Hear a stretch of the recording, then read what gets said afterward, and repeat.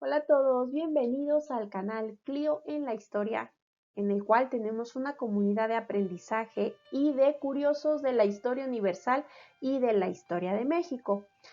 Como bien sabes, se aproxima el Día de la Constitución Mexicana. La conmemoramos el 5 de febrero.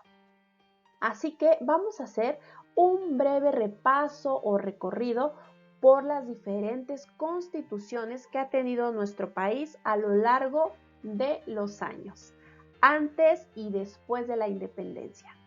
Vamos a iniciar. Vamos a identificar dos documentos que fueron expedidos antes de que existiera un acta de independencia o que México se conformara como una nación independiente. El primer documento data del año 1812 y es la Constitución de Cádiz.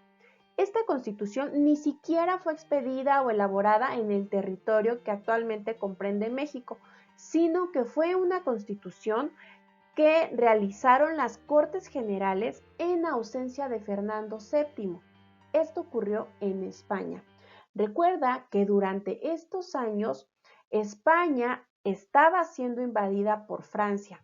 Así pues, estas cortes decidieron organizarse para darle algo de organización e implantar algunas leyes tanto en España y que funcionaran a la vez en el territorio de la Nueva España y de los diferentes virreinatos.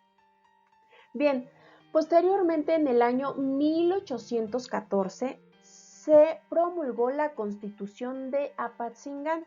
El ideario o la persona que formó el Congreso encargado de redactar esta Constitución fue el insurgente José María Morelos y Pavón. A la par de esta Constitución que establecía que la soberanía recaía completamente en el pueblo, se escribió quizás uno de los documentos más hermosos de la historia de nuestro país, y son los sentimientos de la nación. Después de la independencia de México, vamos a identificar tres documentos o constituciones previas para darle pie al último documento que nos rige en la actualidad. Bien, tenemos la Constitución Federalista o Federal de los Estados Unidos Mexicanos y que fue expedida en 1824. Este documento ya establece a México como una república federal, representativa y católica, únicamente católica. Un punto muy importante es que marca la abolición de la monarquía y ya habla de México como un país completamente independiente. Bien, posteriormente tenemos en el año 1836 las 7 leyes o las 7 leyes conservadoras. Posteriormente de la independencia y del acomodo de diferentes gobiernos, existió una pugna entre liberales y conservadores. Para el año 1836, en la cual Antonio López de Santa Anna ya se encontraba tejiendo sobre las diferentes redes de poder, organiza a un Congreso conservador y dictaminan estas 7 leyes, de la cual tiene un corte completamente conservador y establece no 3 poderes, sino la formación de un cuarto poder. Te estoy hablando de un supremo poder conservador.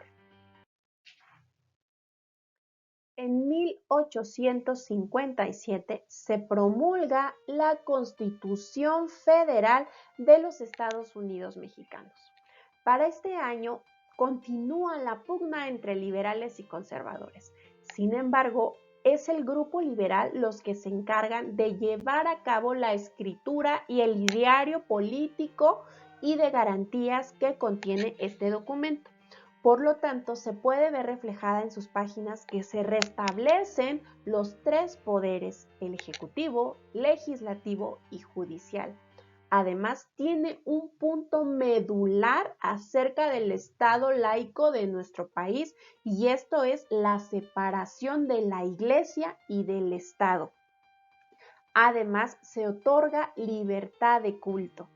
Sin duda alguna, este documento era muy moderno y trataba de encajar con las nuevas libertades que se estaban estableciendo en el siglo XIX. Pero bien, estamos que en 1910 estalla la Revolución Mexicana y es en 1917 cuando Venustiano Carranza organiza el ejército constitucionalista y después crea un grupo de constituyentes para escribir la actual constitución que le da vida y rige las leyes de nuestro país. Te estoy hablando de la Constitución Política de los Estados Unidos Mexicanos. Bien, este documento contiene las garantías individuales que nos dan en la actualidad todos los derechos acerca de libertad de culto, de prensa, de creencia, etc. Habla además de aspectos muy fundamentales como la educación, el trabajo, el territorio, etc. Esta, como ya te mencioné, es el documento vigente hasta nuestros días. Elimina el cargo de vicepresidente con el cual se contaba hasta ese entonces y otorga los derechos sociales de los que ya te hablé con respecto a las diferentes garantías individuales que contiene y de la cual nos hace ciudadanos del Estado mexicano. ¿Qué te parece?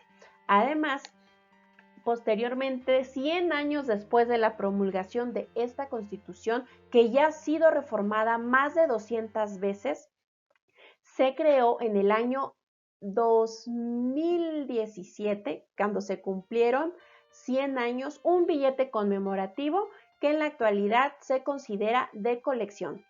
¿Qué te parece?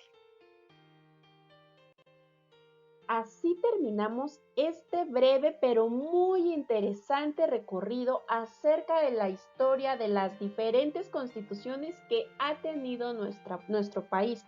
¿Tú las conocías todas? ¿Sabías que ha sido reformada más de 200 veces? ¿Conoces las garantías individuales a las cuales somos y tenemos derecho? Es muy importante que conozcas este documento, no únicamente de portada, sino por qué no conocer un poco más acerca de los diferentes artículos que en él se establecen y que la verdad nos dan derechos y obligaciones como mexicanos. Me despido, espero que este video haya sido de tu agrado. Vamos a poner las diferentes actividades para trabajar en Classroom y si nos estás viendo por gusto y curiosidad de la historia, te lo agradezco doblemente. Es muy importante que continuemos con las medidas de sana distancia, que nos quedemos en casa. La epidemia se encuentra en uno de los puntos más críticos en nuestro país y a pesar de que ya comenzó la campaña de vacunación con las personas que se encuentran al frente de esta pandemia en los centros y hospitales, es muy importante que contribuyamos con ellos, quedándonos en casa, tomando sana distancia y, ¿por qué no?, aprendiendo un poco más acerca de la historia de nuestro país. Me alegra mucho haberte saludado, estamos en comunicación, cuídate mucho, seguimos aquí por el gusto de la historia, en Clio en la historia. Adiós.